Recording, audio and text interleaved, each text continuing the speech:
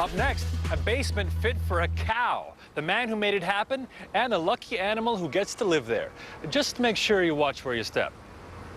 Hi, my name is Sam Davis. Welcome to Boston, Massachusetts. This is where I live. I have a really great roommate. I fixed up my place for her, so I'd like to come on down and check it out.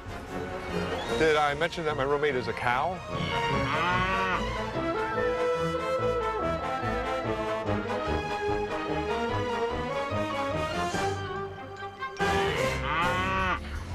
Before Darla came into my life, this area was very dark and drab, but she inspired me to bring color.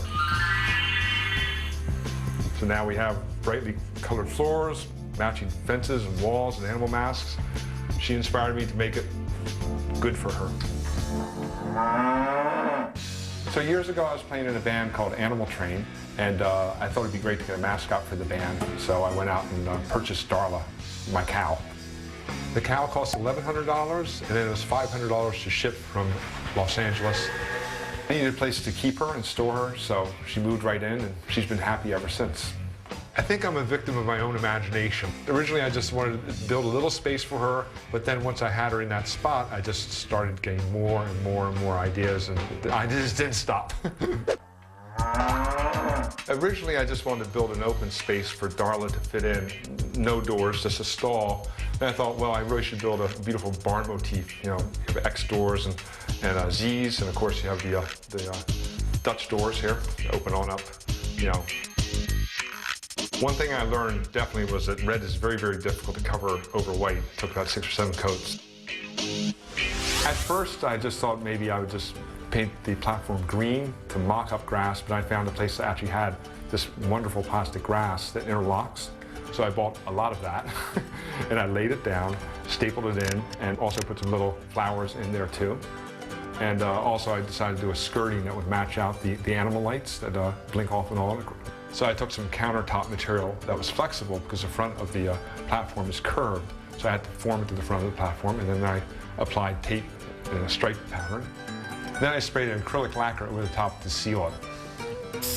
As my ideas became more and more involved and baroque, there were certain things that I just couldn't do. I mean, I don't know how to do, you know, electrical, mechanical stuff. So I found out about Hanny. When I first heard about the project, it was very vague. It involved a life-size fiberglass cow coming out of a closet. That was enough. That was enough to get me over here and check out what he wanted me to do. We became friends, and he really helped me out with a lot of the motion and the basic wiring. Sam wanted some secondary motion.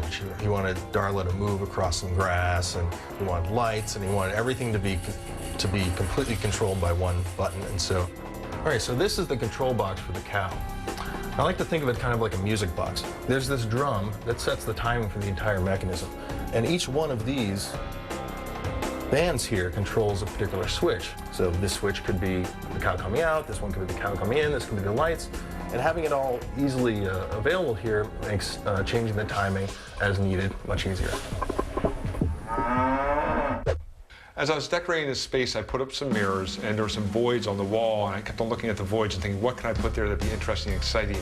And I thought about putting some more traditional lighting, but then I thought, oh, I could get some animal masks and backlight them and make it really kind of more animal motif. Well, I decorated the animal masks with stripes behind it. Oftentimes when you do things yourself, you mess up. So originally I was going to paint out around the animal masks, but I put down some unpaintable acrylic caulk to hold the animal masks in place. So I couldn't paint it. So basically I thought, well, what am I going to do? So I got some multicolored tapes, and I taped them down, and I put about 4 or 5 cans of acrylic lacquer over them to make them all shiny and make them hold down. One of the final things I did with the project was do lighting. And of course we have movie star marquee lighting for Darla, because after all, she is the star of the show. It took 3 years to complete the project. The amount of money I spent, well, I kind of lost track after a while. At least $20,000. I think Darla loves the space. She is the most spoiled urban cow in the world.